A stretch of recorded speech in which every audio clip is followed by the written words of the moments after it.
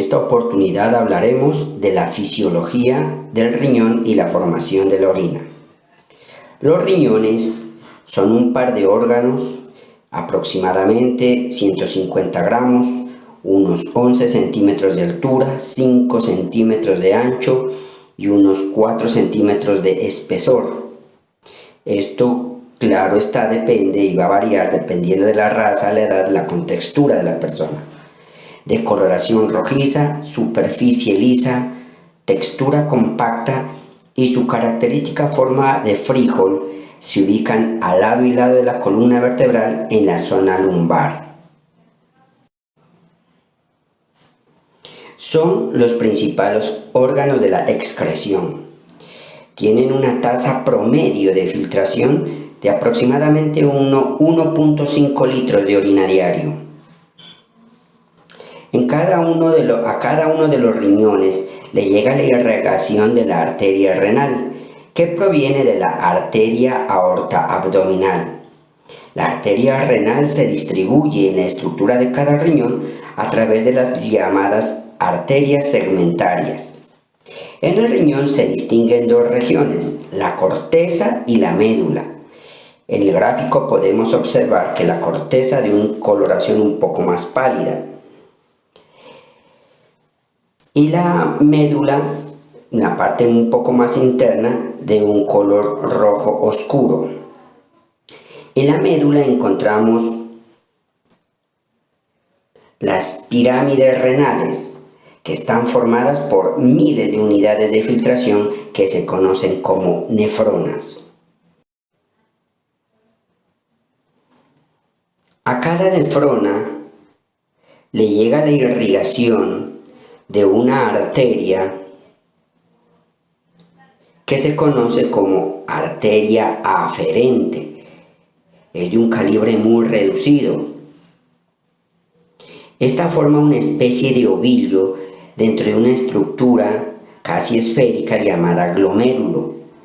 El paso a gran presión del flujo sanguíneo a través de esta maraña de conductos hace que parte del plasma se separe y se mueva vigorosamente por una serie de conductos en los cuales se eliminan los desechos y se reabsorbe el exceso de agua. Las sustancias destinadas a eliminarse se movilizan por los túbulos hasta alcanzar el túbulo colector. Este drena en una parte del riñón ubicada en la cara interna cóncava, es lo que se denomina la pelvis renal.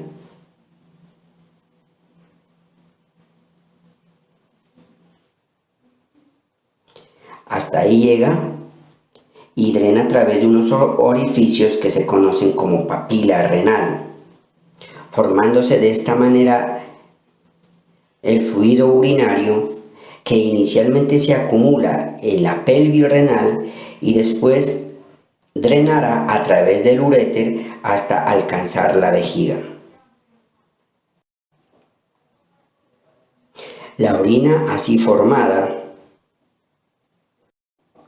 la orina que se forma de esta manera, una vez se ha acumulado en la pelvis renal, discurre a través de el uréter hasta alcanzar la parte interna de la vejiga, en donde se almacenará hasta alcanzar un volumen no superior a los 600 mililitros, para luego ser evacuado al exterior a través de un conducto llamado uretra. En la vejiga urinaria encontramos tres capas. De afuera hacia adentro son serosa o peritoneal, muscular y la mucosa y submucosa, que es la más interna. Aquí vemos en el gráfico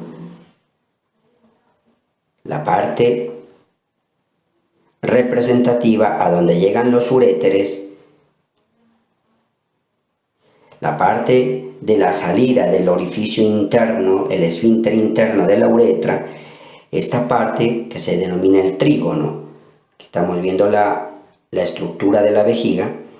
El vaciado de la vejiga se presenta o se realiza debido a la contracción de las paredes y la relajación de los esfínteres.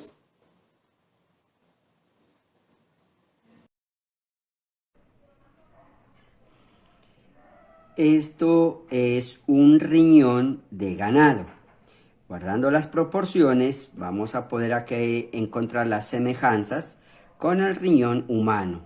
Entonces, en el riñón, como habíamos dicho, se pueden observar dos caras, una cara interna que es cóncava y una cara externa, un borde externo convexo, ¿sí?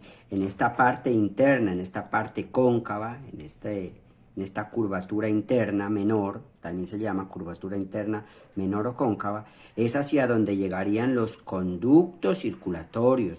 Aquí llegaría la arteria, ¿sí? Entonces aquí entra la arteria renal y por esta parte sale la vena. Por aquí drena la vena renal que se iría al resto de la circulación.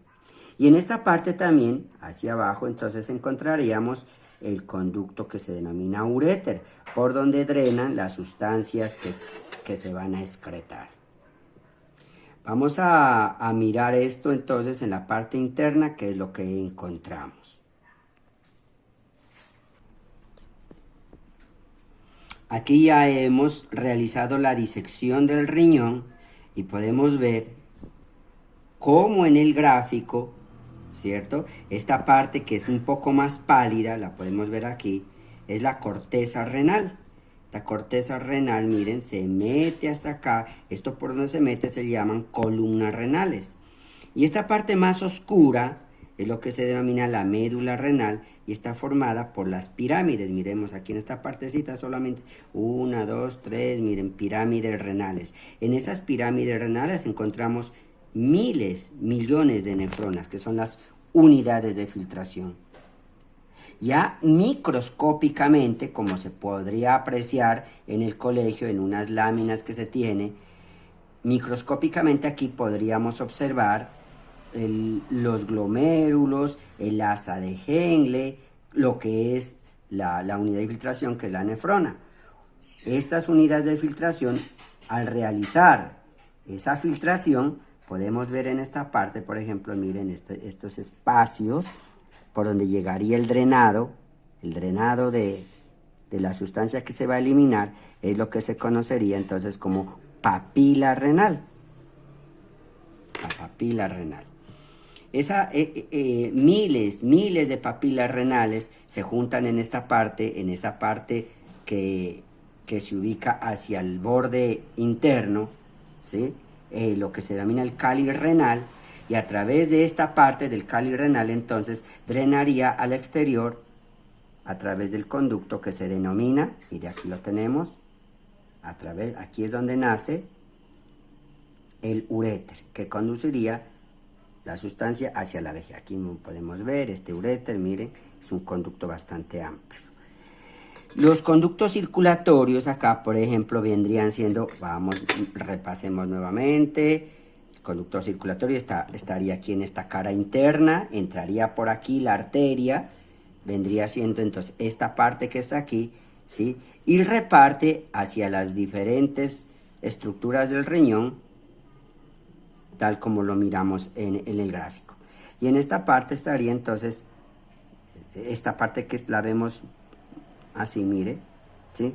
Esta vendría siendo la vena renal.